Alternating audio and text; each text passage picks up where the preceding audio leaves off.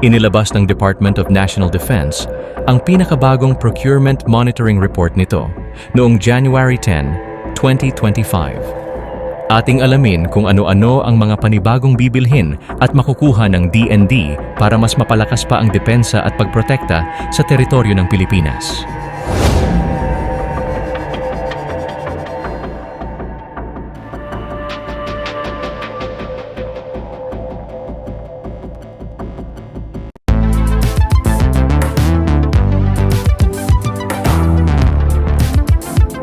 Huwag kalimutang i-like at i-share ang video na ito at mag-subscribe ka na din sa aking channel para updated ka sa mga bagong videos. Kabilang sa mga pangunahing impormasyon ay ang mga sumusunod. Karagdagang Close Air Support Aircraft Acquisition na kinabibilangan ng pagkuha ng 6 na karagdagang A-29B Super Tucano Light Attack Aircraft para sa Philippine Air Force.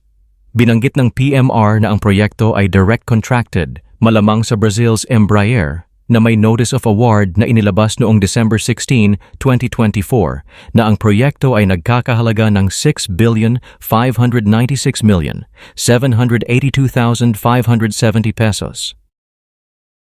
Sunod ay ang Corvette Weapons and Sensor System Upgrade Lot 1, Surface-to-Air Missile at 35mm ammunition na kinapapalooban ng pagkuha ng MBDA VLM-ICA, Surface-to-Air Missiles at VLS canisters, pati na rin ang 35mm ammunition para sa Gokdanis CIWS na para naman sa bagong Miguel Malvar-class guided missile frigates, kung saan ang proyekto ay nagkakahalaga ng 7,970,000,000 pesos.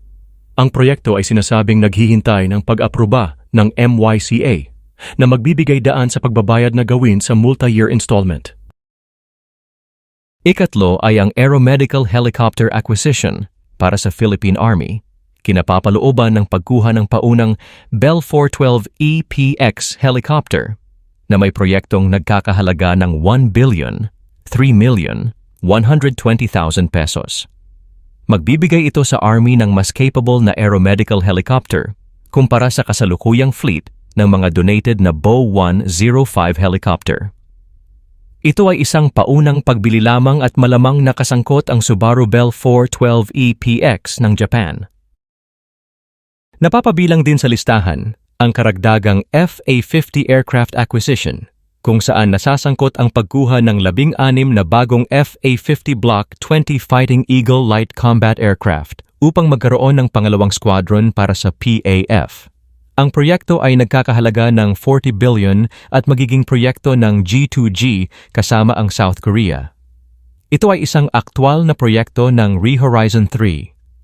Ang PMR ay nagsasaad na ang mga terms of reference ay tinatapos na nangangahulugan na malapit na itong maabot ang paglabas ng Notice of Award sa Korea Aerospace Industries.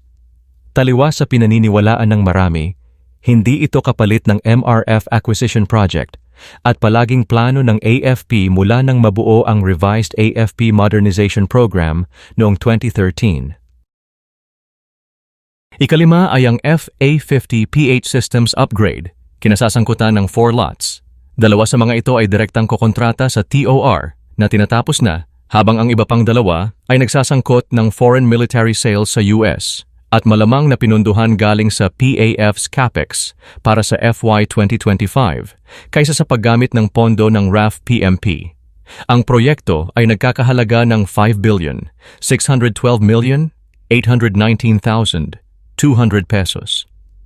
Kabilang sa mga inaasahang isasama sa pag-upgrade ay ang sniper targeting pods at ang paggamit ng helmet-mounted queuing system para sa high-boresight air-to-air missiles.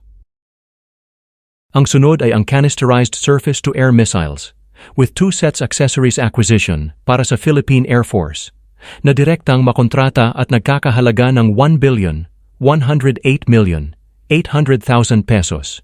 Ipinahayag ng PMR na ang mga tuntunin ng sanggunian ng proyekto ay tinatapos na kung saan ito ay malapit na din sa paglabas ng NOAA. Naniniwala ang Max Defense na ang mga ito ay karagdagang IDERBY-ER ammunition mula sa Rafael ng Israel para sa SPAD's ground-based air defense system ng PAF batay sa dami at presyo.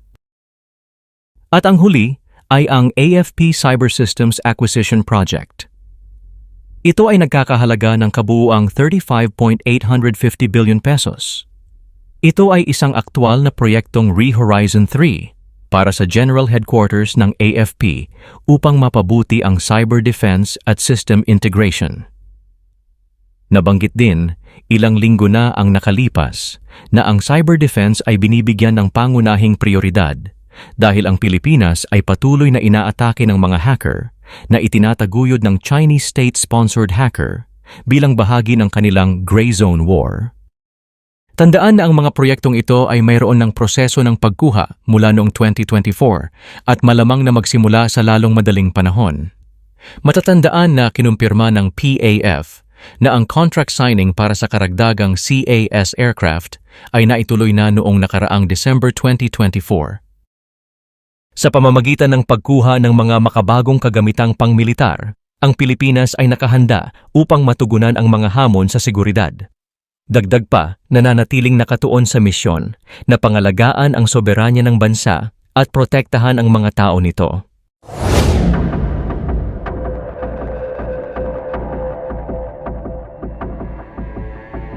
Ano ang masasabi nyo tungkol dito mga kamix?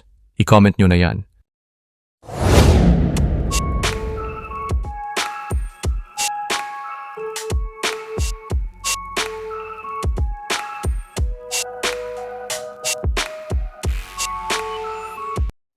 Salamat sa panunood mga kamix.